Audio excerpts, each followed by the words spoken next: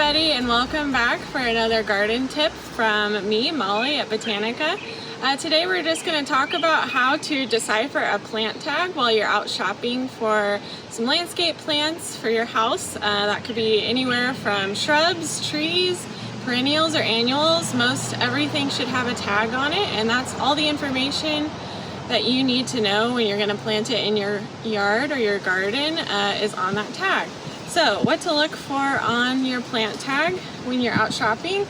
Most every tag should have the name of the plant on it, and that's just going to tell you what the plant is. In rare cases, you might see that the plant you're looking at is not what's on the tag. That happens most of the time at big box stores, so just be careful. If the picture on the tag does not look like the plant you're looking at, well, that's probably wrong. But most of the time, it should be self-explanatory and the name is on there. So that's the first thing. That's the main front of the tag. And then it's going to tell you what it is, a shrub, a tree, the name of the plant again. And then you open it up, and the four most important things to look at when you're reading a plant tag is your growing zone, your light requirements, bloom time, and the size. So first we'll start with the light requirements. There's about 3 different parts of the spectrum. So full sun plants need at least 6 or more hours of sunlight during the day to be considered full sun. And then in the middle would be 4 to 6 hours of sun is considered part sun. And then full shade would be 4 hours of sunlight or less. And you want to make sure that that's morning light, because afternoon light is a little bit too intense for shade plants. So it'll tell you, for example, this is a chokeberry shrub, and it needs sun or part shade. So that's going to be your 6 hours or more, or 4 to 6 hours of sun. Next, your hardiness zone. This one is USDA hardiness zone 3 to 9. So your hardiness zone is how your plant will survive based on our winter temperatures. So here in Wichita in south central Kansas, we are in a zone 6B. So you know that if this plant does not grow in anything further south than a zone 4, for example, that plant will not survive the winter here. So if you're in Wichita, you need at least a zone 6. So anywhere from, like, if your plant tag says zone 3 to 9, then you know you're good because you fall within that range. Next, size is important because that's gonna determine where you put your plant in your yard.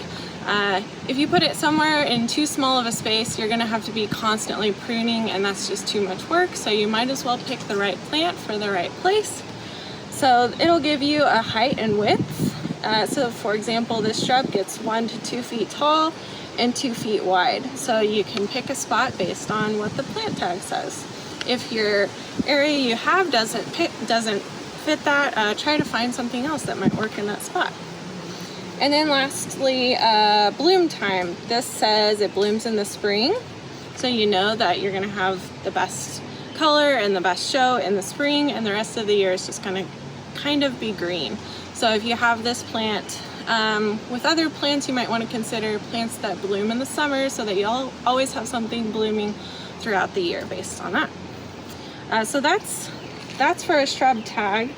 And then perennial tags are going to be pretty similar. On the front you've got the name of the plant. So this is a dianthus called Scent First Raspberry Surprise. So that's what we know the plant is. And then it's gonna give you all the same information. And some tags include extra information, like where to use it in the landscape. For example, this one says rock garden or cutting garden or ground cover.